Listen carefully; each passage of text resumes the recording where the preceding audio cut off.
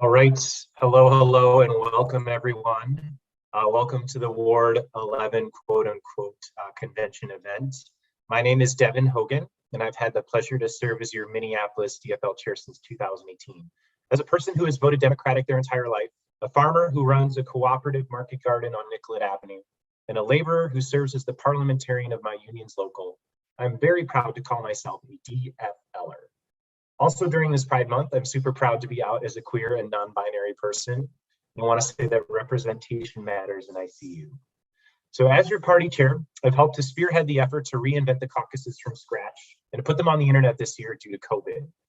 We've more than doubled our caucus turnout from 2017. And to my knowledge, 2021 has been the best attended caucus in decades, with the notable exception of 2016. I do want to give a special kudos and thanks to the members of the Minneapolis DFL Central Committee and to the 60 participating campaigns citywide seeking endorsement this year for all of the work we've put in together since October trying to make everything happen.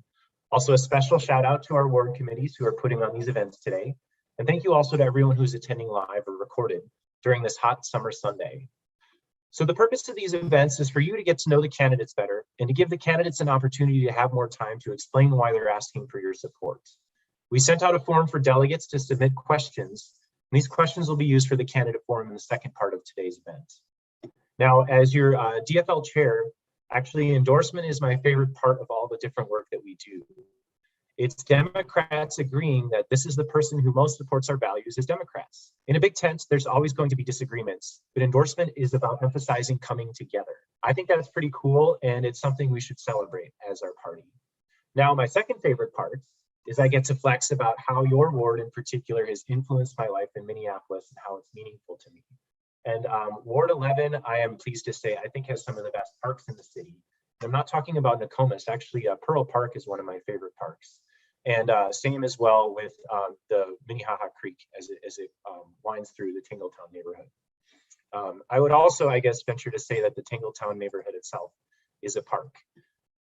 Now I'm on to the contractually obligated parts to pass the hats. Minneapolis DFL is 100% volunteer run and sustained on small dollar donations. Right now, our average donation is around $22, $23, and every bit helps us do the work. So you can donate any amount at minneapolisdfl.org/donate. That's minneapolisdfl.org/donate. And if you haven't given to a political candidate or party this year, you can get up to $50 of your donation refunded via the Minnesota Political Contribution Refund Program. And finally, I just want to close out by explaining you're going to be hearing from both the ward candidates and park board candidates today. And only for those of you that have your ward delegate ballots, only the ward candidates will be on your ballots. If you're looking for park board candidates, those are on the city ballots that will come out on Wednesday morning. So just FYI, but the district candidates are very localized, so we wanted to make sure all participants had a chance to hear from them. And so also too, we've had well over half of the delegates that have participated this year already vote, but I do want to let you know that you can vote as many times as you'd like. You just resubmit your ballot, and we'll only take your most recent ballot as the ballot that we use for your vote. So that's it for me. I'm going to go ahead then and pass it along to our Ward 11 co-chair, Brian. Great, thanks, Devin, and thanks everyone for tuning in. We are going to just jump right into business here real quick, but I want to at least go over the agenda for everyone, just so people know what's going to be coming up. First, we're going to let some of our park board candidates go ahead and give their remarks to get on to the main event, which is the city council candidate speeches and Q&A. The candidates will each have 5 minutes to speak for the city council race. The park board candidates that are going to go now will have 2 minutes to speak, and then I'll explain the Q&A session, I guess, rules when we get to that point. So with that, I think we will go ahead and I'll start with, I think we may have a District 5 park board candidate with us. I think that's Charles Rogers. And so Charles, I will go ahead and let you start with your 2-minute speech first.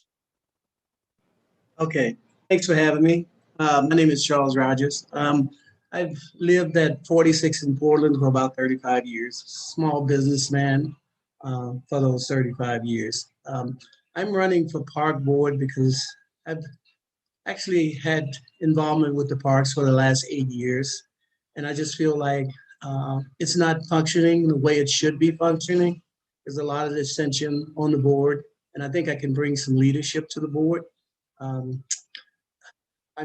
just look at some of the projects that they do, and I walk the parks a lot with my dogs, and I think instead of having these large projects that they're doing, I think we should be fixing the small things like the rec centers and the paths to around the lakes that are falling into the creek. I just think we just need to focus on basically our children. I mean, coming out of this pandemic, our children are going to need a lot of help. Also, our seniors who have been locked up for the last year and a half. So I think we need to, the park board really needs to come together and just focus on children, elderly, and, just taking care of the things that we can take care of. I mean, I'm looking at a lot of $60, $40 million projects. And I just think that we don't need that right now. We need to take care of the parks that we have already and take care of the people that are in the parks. And I think I can bring some stability to the park board. I mean, if you watch some of the park board meetings, it's kind of embarrassing to watch those meetings. So I'm throwing my name in the hat, and hopefully I can get elected and bring some stability to that organization. Thank you.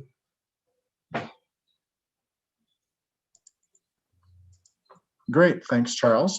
And I was just, the other District 5 candidate, Stephanie Musick, she submitted a video, a quick 2-minute video to share because she wasn't able to join live. And so I am going to hopefully share this successfully right here. And I will go ahead and play her video right now.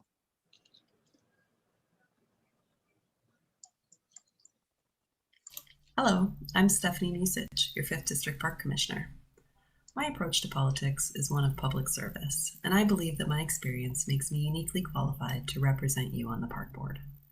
I try to make the best decisions with and for my constituents by listening to them, researching issues before the board, and balancing people's needs and desires in a way that achieves consensus. When conflict trumps consensus, as it has with the flooding of the Hiawatha Golf Course, I try to find a balance with our communities by listening to both residents and the advice of scientists and experts. We need a park system that is adapting to our changing climate and is sustainable for the long term, for our children and our grandchildren.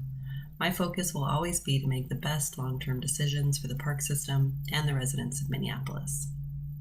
Our vibrant communities must be part of the decision-making process, especially those who haven't always been at the table deciding the future of our parks. I believe commissioners should not just respond to constituents. That's why I work to engage residents and to connect them with resources, information, programs, and planning processes that are revitalizing our parks. In 2017, the Park Board began implementing the 20-year Neighborhood Park Plan to invest $11 million a year in increased maintenance, rehabilitation, and capital investments in neighborhood parks. This criteria-based system focuses on racial and economic equity to ensure capital investments are targeted first in the parks and communities where they are needed the most. While most investments to date have been made in North, Northeast, and Central Minneapolis, parks in the 5th District are starting to see projects get underway. This year, implementation work is being done from Pearl, McRae, Keewaydin, and Sibley Park's master plans, and information about staying abreast of this work can be found in my newsletter. I need your support to continue this work.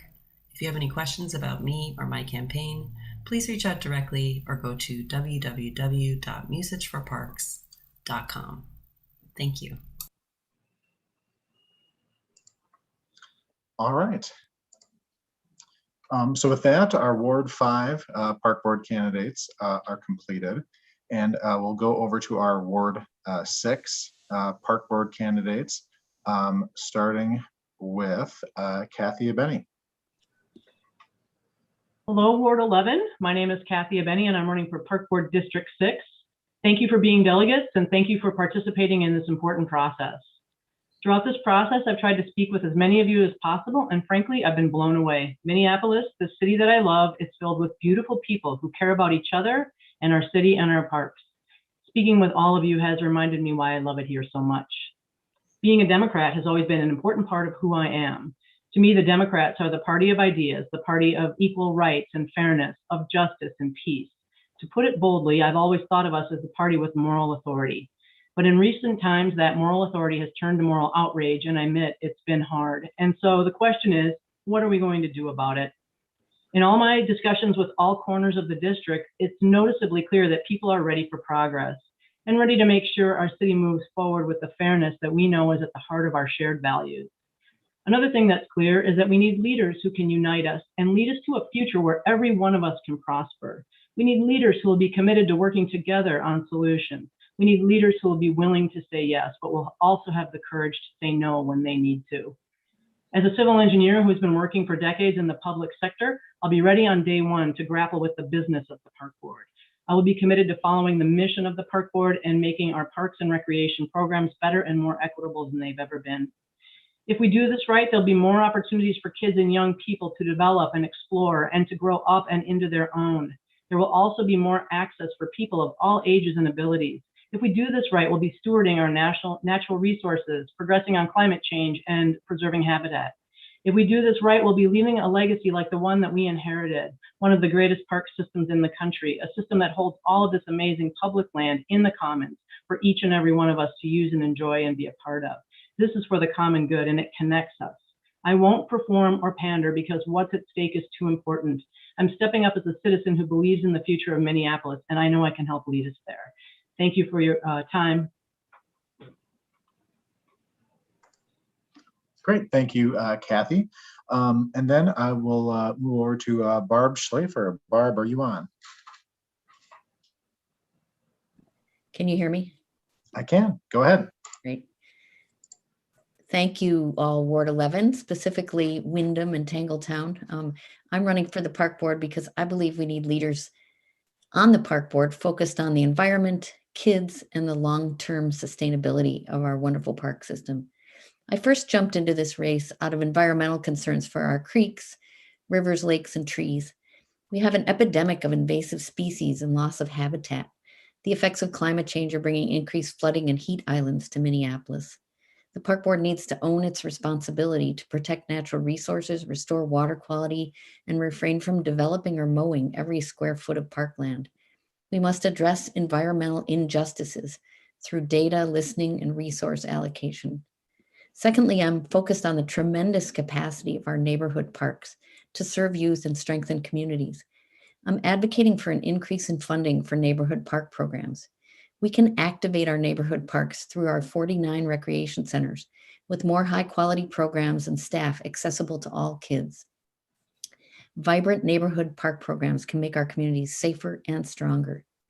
Third and finally, stewardship and maintenance of our regional parks. Different from neighborhood parks, regional parks include the chain of lakes, Minnehaha Creek, and other major parks in Minneapolis, and all are showing signs of neglect and deferred maintenance. Because these special places are enjoyed by people from all across the state of Minnesota, I'll be a fierce advocate for increased state funding to operate and maintain them so that they are again the pride of Minneapolis and Minnesota. My professional background prepared me for this role. I served as communications director for 3 state agencies. I've testified at the legislature, navigated contentious political issues, and managed budgets and large staffs. I've worked for boards, served on boards, and chaired boards, and I'm endorsed by the DFL Senior Caucus. These are your parks. I'm Barb Schlafer, and I ask for your first place vote. Thank you. Thank you, Barb. And then we will go over to Risa. Great. My name is Risa Hustad, and I appreciate you all taking the time to hear from all of us today. I use pronouns like she and they. I am a Tangletown resident, a dog parent, and I currently serve as the Capital Long Range Improvement Committee's representative for our ward. I was born and raised in South Minneapolis to a family of small business owners. I hold degrees in outdoor leadership, therapeutic recreation, and wilderness emergency response. And I've worked in the outdoor industry for over a decade. Being outside with my community is where I feel most at home. My top priorities for our parks include accessibility, sustainability, safety, and building more robust programming. My work experience is in building and maintaining relationships internationally and managing multiple budgets that are in the millions. I'm a leader in the outdoor industry, but that work that made me want to run for the park board was spending the last year connecting unhoused neighbors in Martin Luther King Park with the supports they needed and the services they deserved. This work reminded me that the thing that our parks can do for our communities, not just what we can preserve about them, is what makes them the best in the nation. We know right now that the disparities in our city must be addressed. Every elected body in the city has the responsibility, the park board included. I don't want to talk about our parks being the best in the country if they aren't the best for everyone. I do want to talk about how enriching park programming can make our communities more vibrant, our parents feel more supported, and our children grow up with more access to nature, healthy peer relationships, and mentors. I do want to talk about what these green spaces can do to help Minneapolis become carbon neutral, so the city can lead the way nationally on climate change. I do want to talk about how accessible parks means more inclusive communities for all of our neighbors. And I do want to talk about the important role our parks play in the lives of people who don't have safe places to call home. This is the work at the core of who I am, and it's why I decided to run. I invite you to join me in having these conversations, and I hope to earn your first choice support for Park Board District 6. Thank you. Thank you, Risa. And with that, I believe I've gotten through all of the park board district candidates. One exception, Mary, I could let you make your comment here. I think Mary McKelvey, I think, was running for District 6 Park Board, and just wanted to make sure folks knew she was now in the at-large race. But Mary, anything you want to say quick on that? Thank you, Ward 11, for taking time on Sunday. I won't take more of your time now, but I still am very concerned about our parks. As you can see, we have 3 very competent people running in District 6, and I'm proud of that, and I'm proud of all the I'm proud that there is so much focus on the parks, and I am now running at large, and you'll see me on that ballot. Thank you. Thanks, Mary. And thank you to all the park board candidates. You're obviously welcome to listen in, but you don't need to stay on this this Zoom meeting, since we are now moving on to the city council candidates. And we are first starting with ward candidate speeches. You have up to 5 minutes, and we will be starting with Dylan Gurna. So Dylan, if you are ready, I will let you go from here. All right, perfect. Thank you, Brian. Ward 11 neighbors, thank you for taking the time to become a delegate and participate in our DFL endorsement process. I want to start my portion with a sincere thank you to all of you during the past couple of months. As many of you know, I lost my grandfather recently, who was a father and a best friend to me. And with that, I've been trying to balance that loss, supporting my family, being present with you all to listen to your concerns, and grieving. So thank you for your kind words, support, and patience as I've worked to process that loss and support my family and our community. My name is Dylan Gurna, he, him, his pronouns, and I am running to represent you in the Minneapolis City Council. I'm a lifelong Democrat that believes in the power of community, a government that works for the people, and representation that listens, engages, and works on behalf of their constituents. A little bit about me: I was born and raised in a rural mining community in Michigan's Upper Peninsula. My 4 siblings and I were fortunate enough to be raised by an amazing single mother and my grandparents. My mother spent her career serving others as a nurse's aide and a respiratory therapist, while also serving tables part-time to make ends meet. My grandfather worked as a paramedic for over 40 years, saving lives and serving our community. My transition to local government was years in the making. I possessed a passion for service since I was a young boy, riding with my grandfather, responding to medical emergencies and fires during his time as a volunteer firefighter.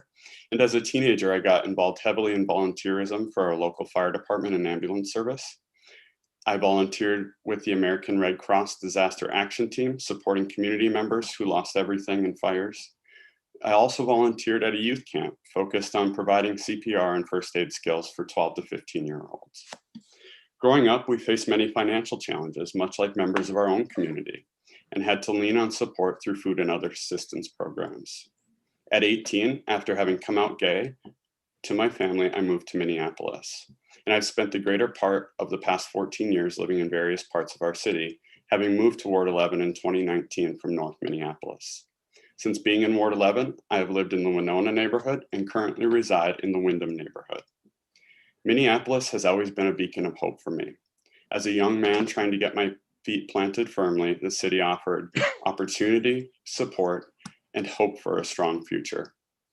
Professionally, I am fortunate enough to currently serve the over 1.2 million residents at the Hennepin County Sheriff's Office as the Public Initiatives Coordinator, where I work to identify and develop initiatives to help prevent crime, build community trust, increase public safety, and expand community education. I've been a small business owner, and I've worked in leadership roles in healthcare, recruiting, retail, and nonprofit management industries. In addition to my professional experience, I spent 10 years as the Director of Safety for Twin Cities Pride, working to create a safe and welcoming environment for all, among volunteerism with other important organizations in our city.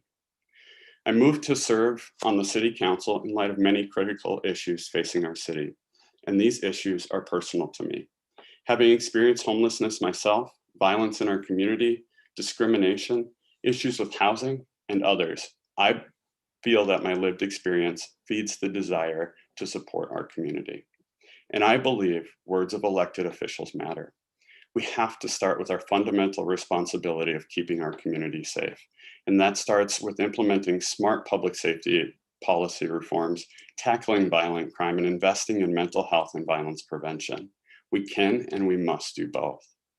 We must grow with a focus on affordable housing and helping to create pathways to homeownership and wealth building. We also must focus on investments to support our climate challenges and do so with a focus on smart, aggressive policy to ensure that we meet our goals as a city. And as a former small business owner, I know the struggles of creating and maintaining a business. We must support our business owners and remove obstacles to creating and maintaining those small businesses in our communities that support our neighborhoods and employ our neighbors. I started this campaign with one focus, putting people first. I believe we have been elevating the concerns of residents throughout this ward and the city in the effort to create community through this process. I'm running to represent you in City Council because I believe we need representation in our city government that works for the residents of our ward. Look, I would not sit here and pretend this will be easy, because it won't. But we must elect leaders willing to do the work, build community, and bring everyone to the table. Our city is at a crossroads, and we need bold, experienced leaders who are willing to tackle the challenges ahead with heart, passion, and a focus on the core role of city government. I hope to earn your first place vote for endorsement in this process and in the general election. Thank you. Thank you, Dylan. And with that, we will move to the next candidate, Emily Koski. Thanks, Brian. Hi, Ward 11. My name's Emily Koski, and I'm running to represent you on the Minneapolis City Council. I'm here to listen, to learn, and to work together to build a better future for all of us. I've lived in this city my whole life. I grew up in Northeast Minneapolis, and I've lived in several areas of our city. My sense of leadership was instilled in me by my dad, Al Hofstad, who was a city council member in the 3rd Ward, a chairperson of the Met Council, and a 2-term mayor of Minneapolis. Now I live in the Page neighborhood near Pearl Park with my husband, Mike, and our 2 kids, Croy and Iris. Croy is a 5th grader at Field Middle School, and Iris is a 2nd grader at Hale Elementary. As a candidate, I bring a different kind of experience to the table, experience working with our community. I serve on our school site council. I stay involved in my kids' school. I volunteer as a basketball coach at Pearl Park, and I'm always out connecting with neighbors, whether it's saying hello on the walk or hosting a neighborhood Halloween block party. I'm a member of the Twin Cities Habitat for Humanity Leadership Council, a member of the Minneapolis Public Schools Parent Legislative Committee. In the past, I served as a board member of 261 Fearless, a board member of the Waite Park Community Council, and the Waite Park School Site Council. I also bring a depth of professional experience to the table. I worked at Target Corporation in downtown Minneapolis. I owned and operated a small business based in Minneapolis for 13 years. And in my current role as a Director of Client Development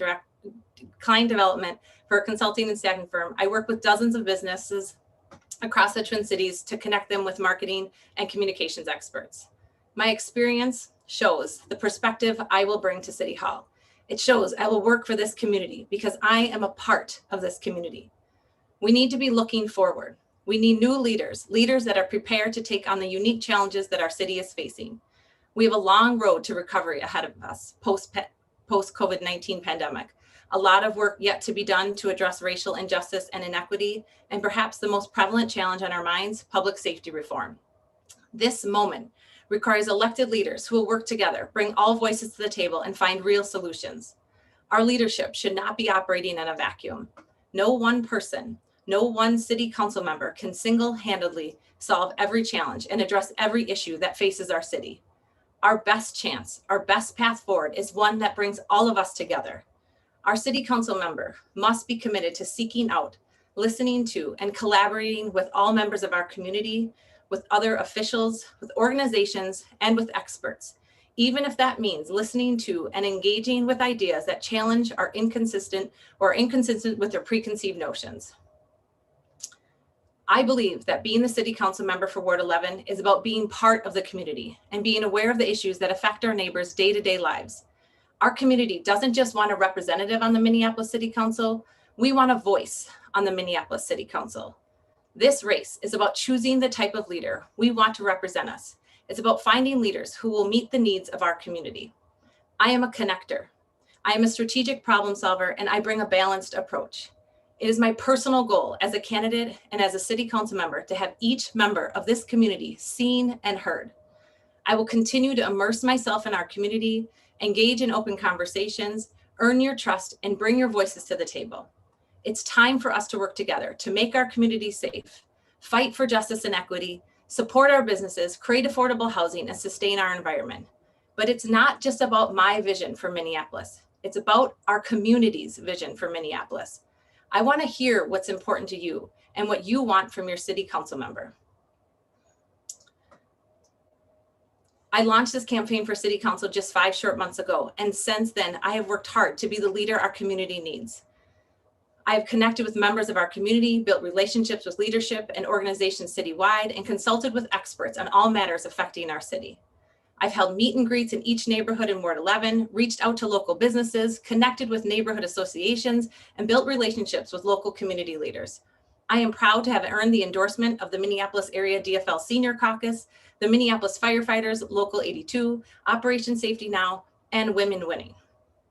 We have worked hard to try to earn the DFL endorsement, and it shows. Our campaign, Emily Koski for Minneapolis City Council Ward 11, received more first choice preferred sub-caucus rankings and more delegates than any other candidate running for Minneapolis City Council in Ward 11. I'm running for City Council because I believe in this community, and I've decided to put my values into action. Now is the time for us to unite, to work together, to build a Minneapolis that we are all proud of. I'm here to ask you to rank me as your first choice for DFL endorsement in Ward 11. I'm Emily Koski, and I'm running to represent you on the Minneapolis City Council. Thank you. Thank you, Emily. And we'll go on to our third candidate, City Council Member Jeremy Schroeder. Jeremy, you are up. All right. Thanks, Brian. Hey, everybody. My name is Jeremy Schroeder, and I'm honored to be your City Council member. I want to start by acknowledging the fact that it's been a really tough year, but through our struggles and our trauma, we've learned so much about what is possible right now. I'm really proud to serve Ward 11 because our community stands for what we can achieve when we believe in people. The city is being tested right now, but I have faith in us, and that's why I'm excited to run for re-election. We have accomplished so much together during these first 3.5 years of my term, and we have so much momentum right now. Together, we can continue to build and realize our shared vision for a more just, sustainable, and equitable Minneapolis. For the last 20 years, I've worked in community advocacy, pushing for a safer, more equitable community for all of us. I've done this work as an attorney, as an executive director at multiple nonprofits, and now as your city council member. And more than just sitting in these roles, I got things done. I led the development of Amnesty International organization-wide strategic plan when I was on their national board. I was the executive director of the organization that made Illinois the 4th state in the nation to abolish the modern death penalty. And on a local level, I also secured funding for the picnic shelter at Triangle Park when I was the vice chair of the Hale Page Diamond Lake Neighborhood Association. During my entire career, I focused and achieved outcomes, whether that was on a national level or right here at home. At every scale, I'm focused on making our world a better, fairer place for all of us. This is what grounds me and what guides me at City Hall. Reflecting on my first term, I've continued to focus on outcomes, and I'm proud of the consistent results I've been able to deliver for Ward 11. Our community cares about big issues like public safety, affordable housing, and fighting climate change. I'm proud to have pushed our city government to meet those challenges before us. My focus has always been the safety of everyone in the city and in Ward 11. It's important to think back to those nights right after the police killed George Floyd, when everyone in the city was processing the raw pain of seeing the latest police murder and realizing people across the globe were watching the exact same videos.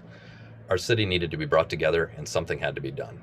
Our neighbors, including many of you who are here today, were in the streets at that time and felt a moral obligation to stay on the streets until they felt that their leaders were committed to transformational change. After multi-million-dollar investments and decades of promise to reform our police department, that system did not protect us. That moment demanded moral leadership and to hold ourselves accountable for the change that we have talked about for decades. In the past year, I've made Ward 11 safer through actions like the Safety for All budget compromise I passed with my council colleagues last year that builds the infrastructure for a holistic public safety system. I supported adding more mental health responders, expanding the city's city violence interruption work, and building an infrastructure for handling non-emergency calls. I also authored a budget amendment to add $5 million to the budget for police overtime this year, while adding more accountability in how that money is used. This is what a both and really looks like in action.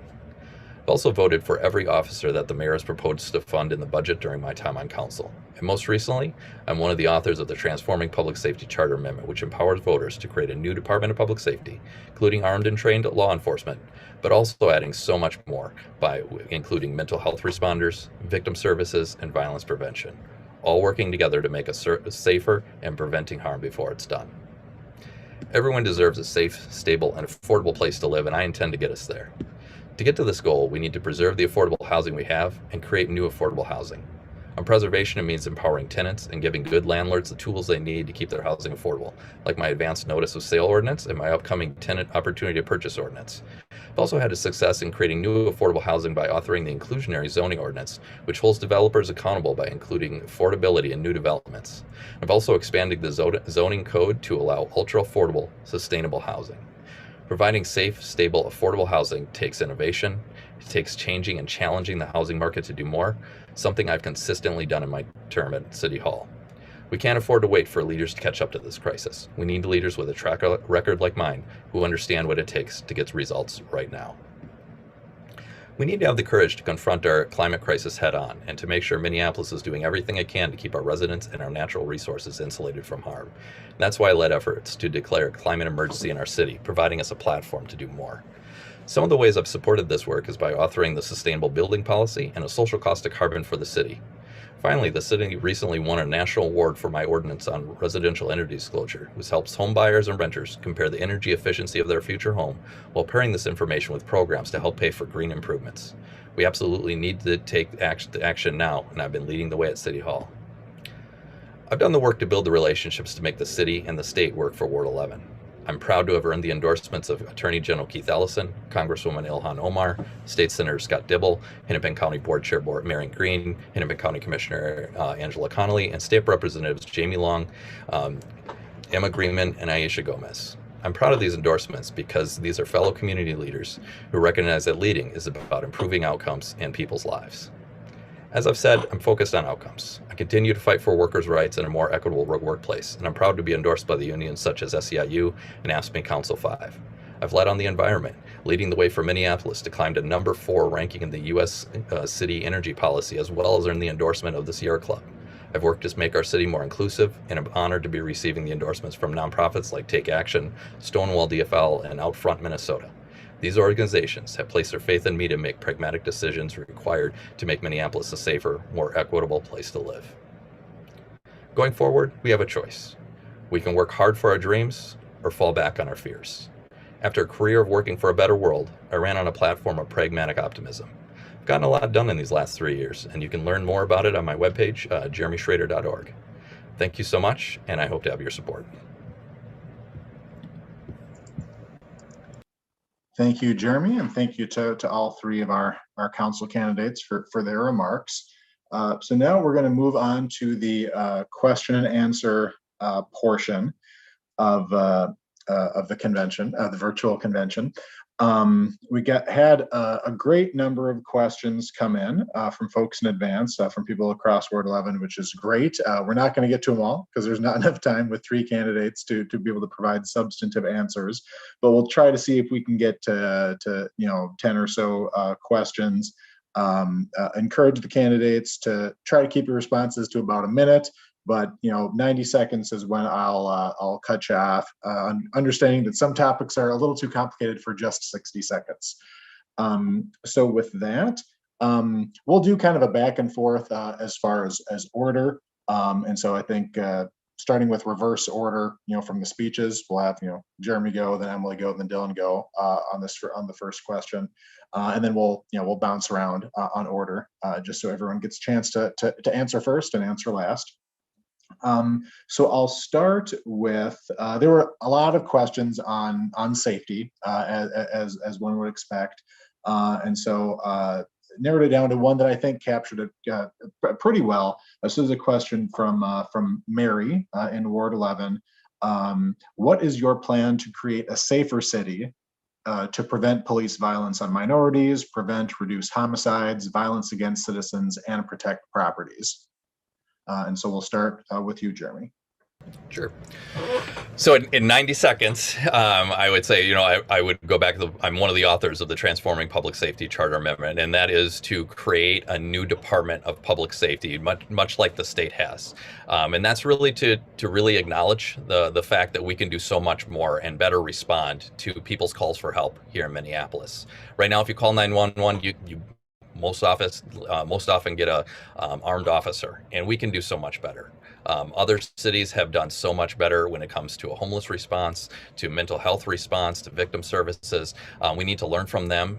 We have piloted these programs. We need to put them together into one department, and to make sure that we can also have that be accountable and transparent to the public. As we've seen, we have a lot of work to do to make sure that people understand that everyone in the city will be treated with dignity by our law enforcement, and to make sure that we are being held accountable and to the highest standards.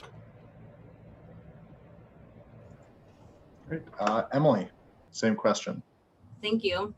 If we're talking about immediate safety for Minneapolis residents, I think it's about prioritizing the core functions of our public safety system and working to improve the recruitment and retention within the Minneapolis Police Department, so we're no longer operating with a shortage of officers. If we're talking about the long-term safety of Minneapolis residents, I think there's a lot of things we can be doing. Start is we need to remove the bad officers from the job and cultivate a new, better police force. We can start to do this by reevaluating our recruitment standards to cultivate a workforce that reflects our population, meets higher standards, shares our values.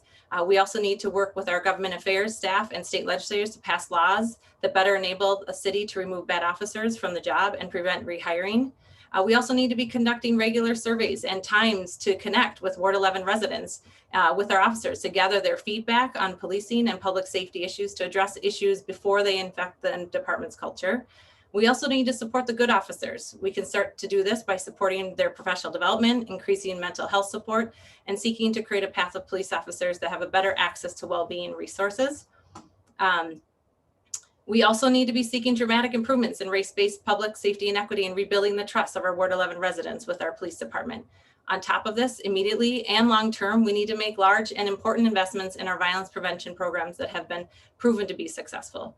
And reforming our public safety system will be hard work, and possibly the hardest work our city will undertake in the foreseeable future. And we owe it to all of our community, our kids, our seniors, those who've been victims of police brutality, and those who fear for their safety, to get this right.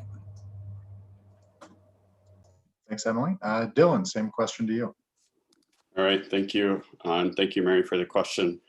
So for me, it comes down to rebuilding and reimagining. I do not support defunding or abolishing the police in any form that's branded in a feel-good way that accomplishes the same thing. We need to support our chief as council members and as community. I believe in the chief's commitment to reforming our police department to be more fair, inclusive, and responsive to community feedback, and continually be transparent. And it starts with officer accountability, increasing civilian oversight, and as I said, transparency. We also need to invest in officer wellness and officer training, making sure that their mind, body, and spirit are well so that they can help take care of and support the community. As Emily mentioned, we really have to focus on recruitment and retaining quality officers who each and every day are serving our community the way our community expects. And we can and must invest in mental health support and violence prevention for our community.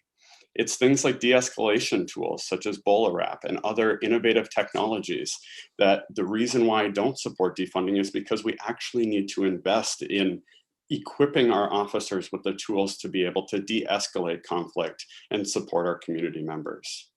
We absolutely can get this work done, and I am committed to doing this work. Thank you, Dylan. So next question, we'll go Emily, Dylan, Jeremy for order on this next one. This comes from Will in Ward 11. How should the city leverage the significant one-time federal funds coming through the American Rescue Plan to support affordable housing citywide? Please be specific, whether existing programs, new investments, or not at all. What's your vision for how the city should or could invest in affordable housing as critical infrastructure?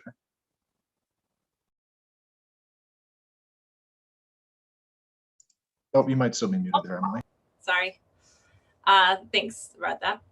And thanks, Will, for the question. It's important for us to get the relief to people as soon as possible.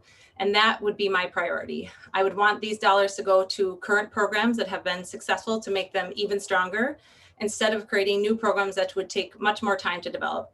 One example is the Vivo project, which is a way to support those in encampments, and continuing to build partnerships with organizations such as this will be key to this success. We could also use some of this money for direct rental assistance efforts, which was proven to be effective earlier in the pandemic. And we should also be putting more money into deeply affordable housing options all over our city.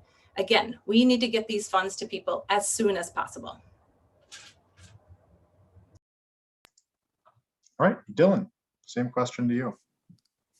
Yeah, thank you for the question. So I think fundamentally speaking, as a city, we certainly have the ability to create new programs, but we all know that it does take time. So I think we should take a balanced approach where we do invest in the programs that are working for us.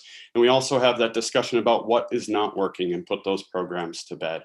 And then we start the work on creating new programs that help the unhoused with services and resources.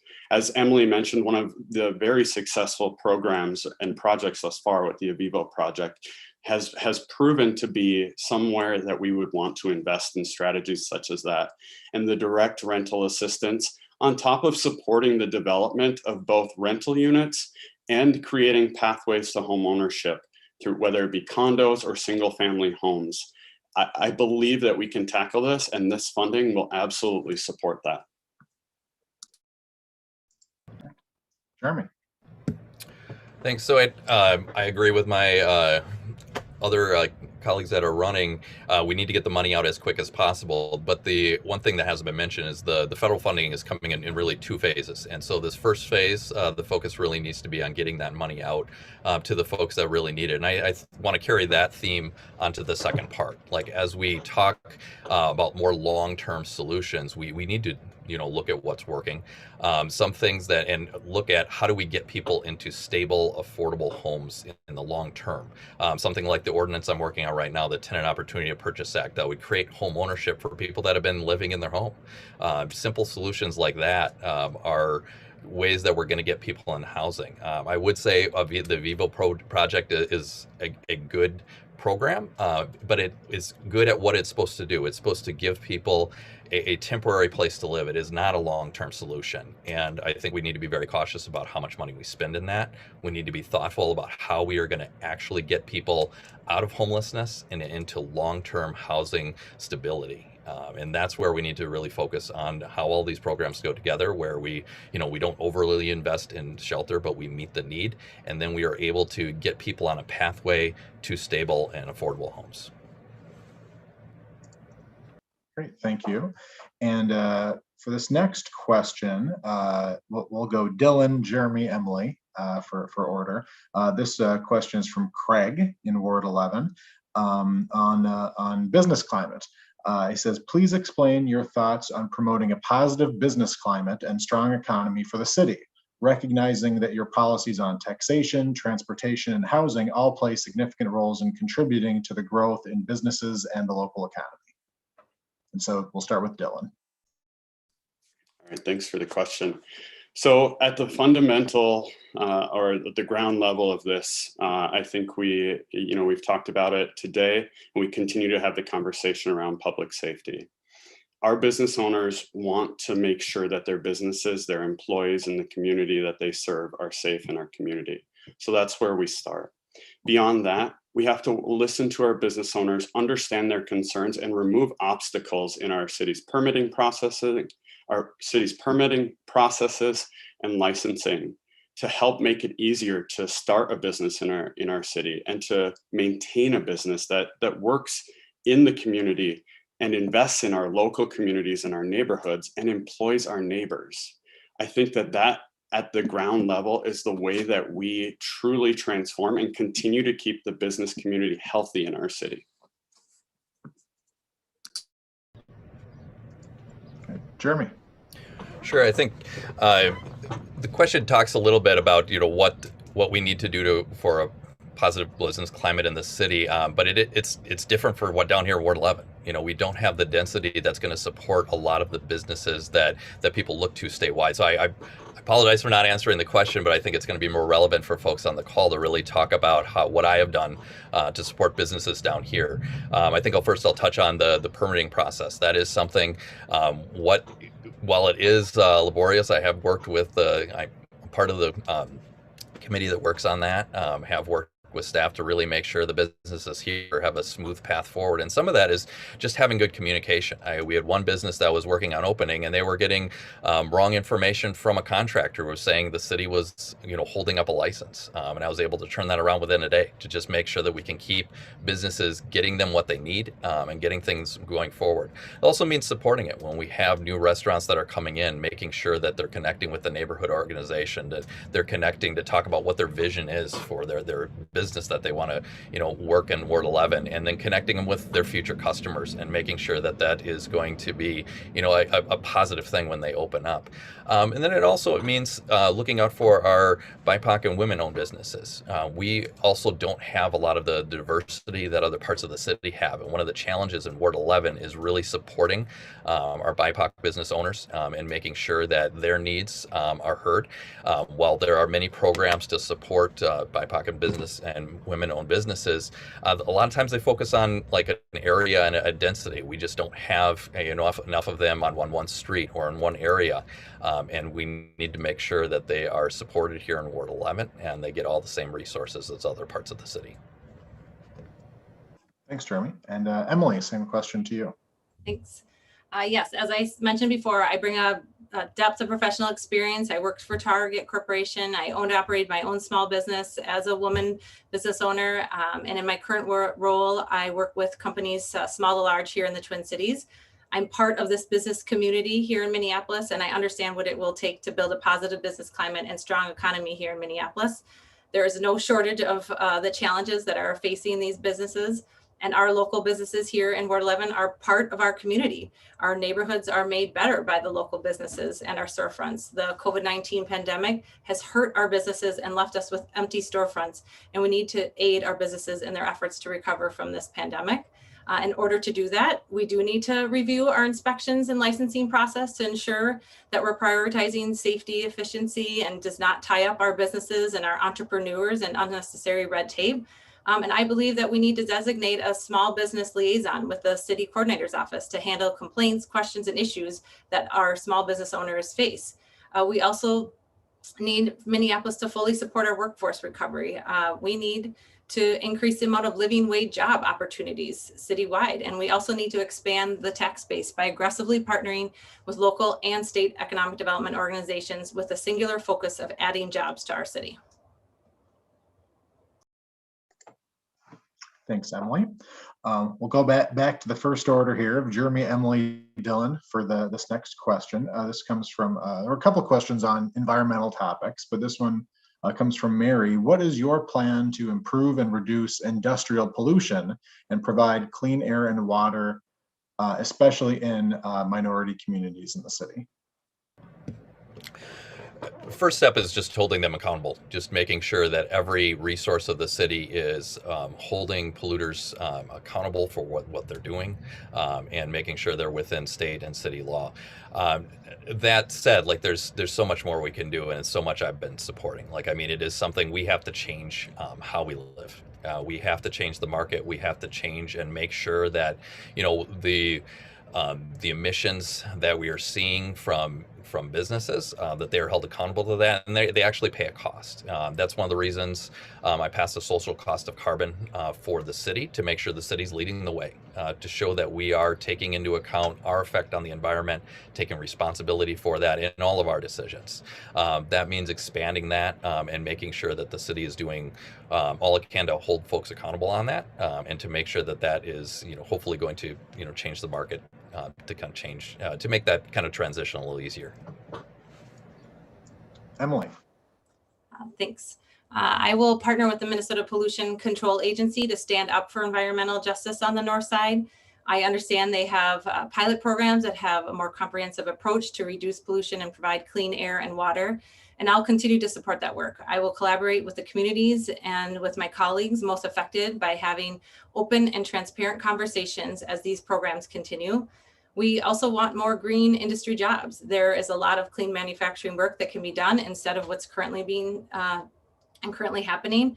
And providing clean water means we need to invest and take care of our aging infrastructure. And finally, we need to invest in replacing, there was a lot of trees that went down on the north side that were damaged in the tornado a few years ago. And these investments are things that we can be doing and making right now. Thanks, Emily. Dylan, same question to you. Thank you. So it's been mentioned already, but I do believe it starts with holding those who are polluting accountable. It is investing in climate and clean air initiatives, and investing in how we operate as a city to ensure that we are reducing our footprint in the environment. It's investing in air quality testing and working with leaders at all levels of government to ensure not only as a city, but that we are working with the county and the state. And it's working with professionals who work in this space to fully understand the challenges and certainly the opportunity that we have ahead. And it's speaking with community.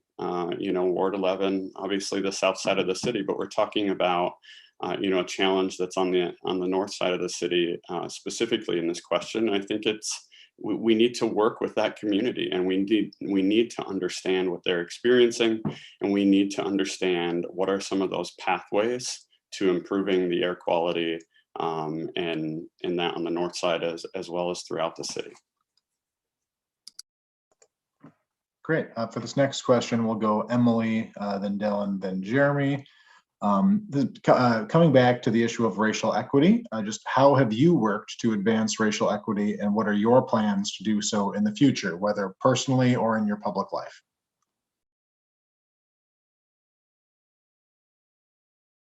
And we'll start with Emily for that one.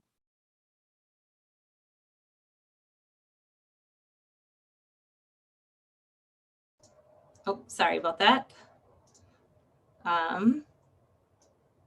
My apologies. I was just looking for my notes. My apologies. Hold on a second. Can you repeat the question again? And which one was that, Brian? Yeah. This is from Ian. How have you worked to advance racial equity, and what are your plans to do so in the future, whether in your personal or public life? Oh, sure. Thanks. Okay. So yeah, I'm happy to talk about this. I have a couple examples of personal experience I think demonstrate how I'm always striving to have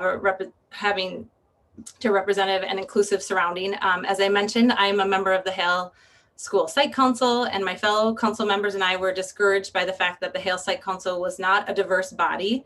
We found that the process to become part of the Hale Site Council was not inclusive and ultimately did not foster a council that displayed diversity. We decided the recruitment process for the Hale Site Council must be reframed. So we took action to remove the voting component from the process and developed an engagement campaign to call our community to action. As a result of our engagement campaign, we were able to recruit 7 individuals to apply to the Hale Site Council, 5 of which were members of our BIPOC community. Additionally, with my work on the Habitat for Humanity Leadership Council, with a change of a year and finishing up one fundraising campaign, there was additional room for new council members, and I wanted more voices of people of color on the council. So connected with friends and connections that I have in the Twin Cities to ask 3 BIPOC individuals to learn more about the organization and ask if they would be part of the work, and they all accepted. So those are a few examples. Thanks, Emily. Dylan, same question to you. Thank you.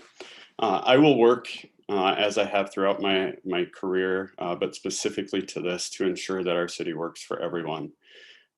Previously, as an individual, I recognize, previously in my professional career, I've worked to create space and lift voices of minority community and communities of color. Getting a seat at the table, at the decision-making table, is key to that effort. Personally, in my personal relationships, I have witnessed my partners being treated differently because of their skin color. As part of my effort professionally, I will work to identify and change policies in our government that disenfranchise Black and minority communities. We all know that we have racist policies and systemic challenges at all levels of our government, and I'm committed to identifying those and changing those policies through input from the communities most affected by them. I recognize that being a white man, I've been afforded a privilege that not everyone in our community has. In addition, as a council member, I will represent our community and hold those who cause harm to minority and Black communities accountable so that we can together create a safe community for all. Thank you. Jeremy. Yeah, so I am very proud to say that this is working on racial equity has been something I've done in my entire career, whether that's been in the nonprofit sector or here in the council. And I think we need to really start by looking at just the stark realities of Minneapolis. We have some of the worst racial disparities in the entire nation, and it really takes looking at that reality and starting to actually move policy that's going to change that.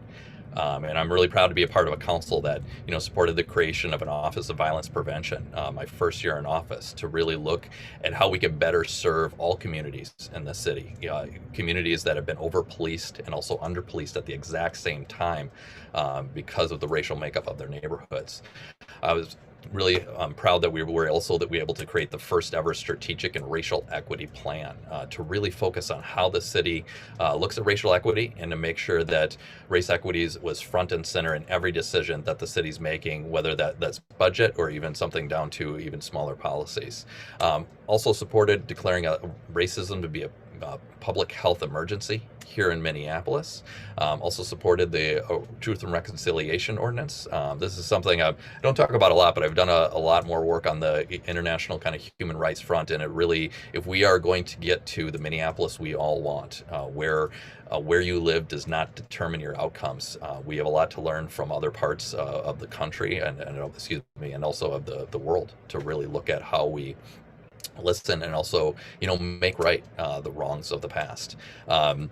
And finally, this is also one of the main reasons I'm working on transforming public safety. Our public safety system has not worked for everyone in the city, and that is probably one of the most pressing issues right now to make sure that is fair for all. Great, thanks, Jeremy. And I'll go on to, we might have time for like one or two more questions here, I think. But here's a question from Maggie in Ward 11. I think we'll go Dylan, Jeremy, Emily on this one. How will you use your influence as a council member to partner with other agencies and entities on topics where the city council doesn't necessarily have direct authority? So we'll start with Dylan. Thank you for the question. So I think it goes back to relationship building. At the core of what we do as individuals, as professionals, and certainly as elected leaders, building those relationships, understanding where folks are coming from, their unique experiences, and certainly working across governmental lines to get things done for people. That is at the foundation of how we as a city council, as a city, how we get things done and how we leverage our size and, you know, our sheer population in the city, or I'm sorry, in the state, to help affect change on different levels.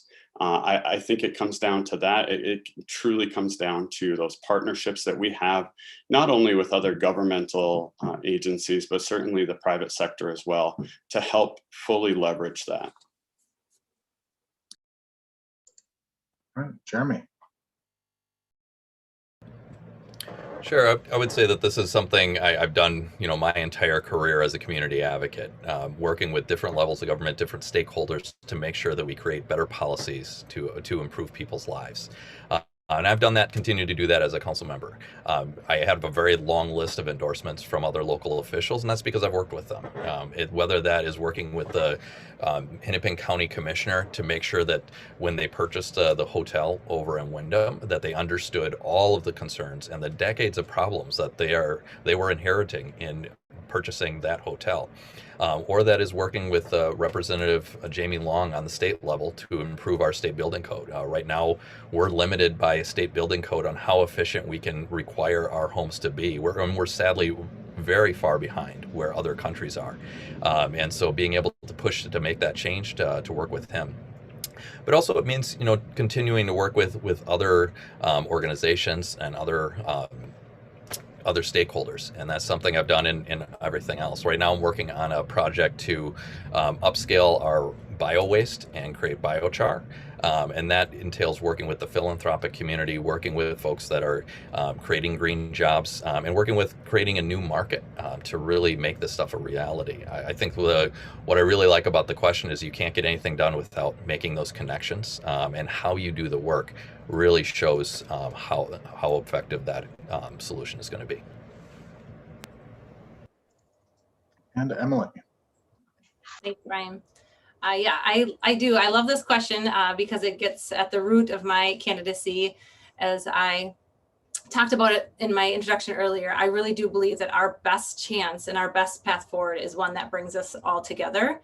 And I'm not always seeing that with issues that we have and our current leadership, because our leadership should not be operating in a vacuum. No one person, or like I said before, no council member alone can single-handedly solve these issues.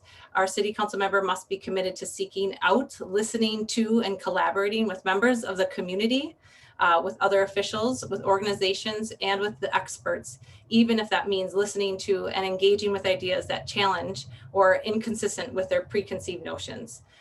So I think that this moment, it requires leaders who will work together, and it's going to bring all of the voices of our communities together. And I will approach any issue our city faces by working with our community, creating those partnerships, connecting with you individually, and cultivating those conversations so that we can get real results. Great, thanks, Emily. And here's an interesting question. Maybe we just have time for one more question. And I know this has been a hot topic in the past and in the news recently. So this is a question. In 2016, the city agreed to pay nearly half of the $150 million cost to renovate Target Center. There are now some threats that maybe a new owner could move the Timberwolves if they don't get a new stadium. So the question is, what is your position on public financing of stadiums for privately owned sports teams? Jeremy, we'll start with you. Yeah, I don't support that. All right. Emily. Yes, I also don't support it. But before COVID, the city, I understand, conducted an audit with the managing partner of the Target Center to understand if the city's investments paid off, and the results were inconclusive. We should be very careful with the contractual obligations that we get into so that we make sure that they support our communities. It would be hard for me to spend money on a sports team and stadium. I think that we should be using our public finance for affordable housing and other initiatives to support the immediate needs of our communities post this pandemic. Thanks. Dylan. So I believe that the support for stadiums should be circumstantial.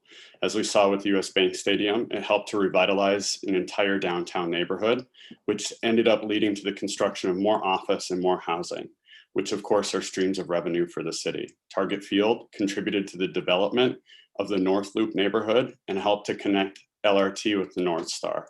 I do believe if public money is used for stadiums, it should be done so thoughtfully to ensure the money is leveraged to aid other civic projects. Great, thank you. Well, with that, I think we have hit our half-hour time frame. There were lots of good questions and lots of questions on these core topics. I mean, these topics kind of came up over and over again in the questions. So thanks to our candidates for attending and being a part of this. And I think with that, I think that concludes our business for the day. Yeah, so thanks to everyone for tuning in. Thanks again to our candidates for joining. As a reminder, if you're a delegate and watching this, I believe you have until Tuesday, June 8th at midnight to cast your ballot for Ward 11 City Council. So thanks again to the candidates for running, and thanks to everyone who volunteered to be a delegate. With that, this is the Ward 11 virtual convention signing off. Thanks, everybody.